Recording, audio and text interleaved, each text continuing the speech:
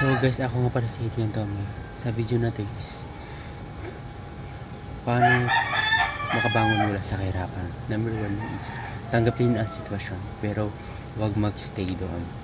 Kailangan talaga yun kasi example is hindi mo kasalanan pinanganak ka mahirap, pero ang kasalanan mo kung wala kang gagawin. Kaya ano pang gagawin mo? Mag-improve at saka self-improvement to your focus, to your plan to high. Pangalawa is unahin ang bills at ipon.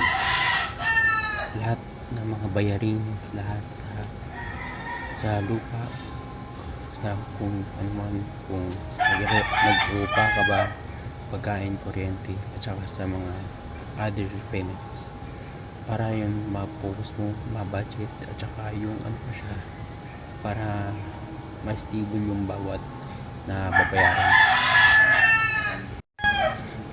Pangatlo, iwasan ang mga luho, at saka iwasan ang bisyo, mga alak at sigarilyo, kasi yan ay nag-other cause ng malaking bayarin, kaya lumulubog ang isang tao sa kahirapan kasi na addiction sa mga bagay-bagay. Pang-apat, ito is importante to, maghanap ng others stable income. Mag-aral ng sideline sa bawat lugar, mga trabaho, para magkaroon ng idea, ng kaalaman. Pwede rin siya sa online business, sa mga creators, sa mga pagmo-monetize sa mga apps kagaya ng Facebook, YouTube, at saka iba pa, mga TikTok, kagaya ng TikTok affiliate, para kasi magkaroon ka ng experience doon about sa pako-communicate sa cellphone mo na through to online. Panglima, mag-aral ng high income skills. So gaya naman ng mga editing, kasi importante ang editing, kasi editing is yung parang picture, video, kung paano gumawa ng video, at saka lalagyan mo ng mga edit. Kasi gagaya ng mga example ng mga apps dyan, mga CapCut, kasi magagamit mo yan pag sa mga project na ipapagawa sa'yo.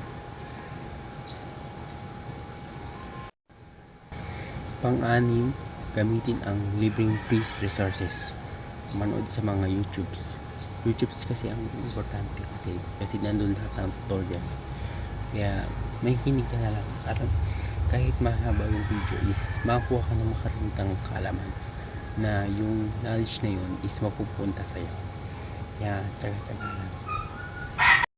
7 is magtira para sa iyong emergency funds, kasi hindi natin masabi kung mga bagay sa hinaharap, kaya mas mabuting magtabi ng pera para sa mga emergency, magkabukod dun sa ibang mga bayarin sa panggagastos sa araw-araw. Number 8, consistent sa araw-araw.